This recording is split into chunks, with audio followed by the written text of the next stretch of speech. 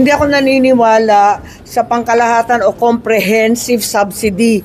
Di rin ako naniniwala at nakita natin paulit-ulit na yung mga price control na pangkalahatan, hindi talaga umuubra yan. Ang nakikinabang yung mas mayaman, yung may kaya bumili ng mas marami. Doon sila nakikinabang. Yung walang pambili, talagang walang pakinabang.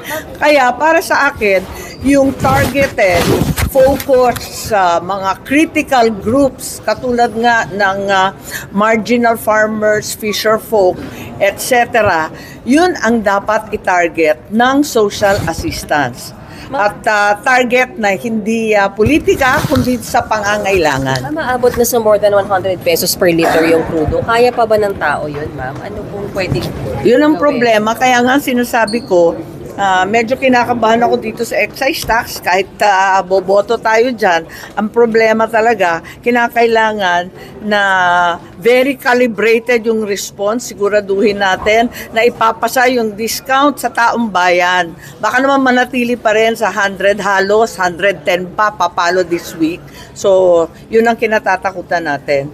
Wala nang ang pera ang kababayan para ibigay yung ayuda, pagkatapos hindi pa babagsak ang presyo ng petrol products. Ma'am, sorry, last na. Dapat po bang i-push na talaga yung work from home tsaka hybrid na? Well, of during course, this lahat time? ng pwedeng gawin, dapat gawin na. Yung work from home, kailangan palawakin.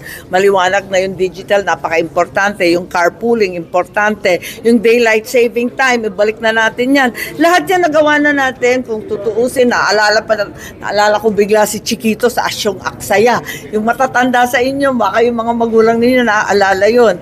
Tapos yung mga LED, tapos yung nagtitipid sa kuryente, tapos sa gas, lahat yan. So, yung mga Asyong Aksaya dyan, tumigil-tigil na.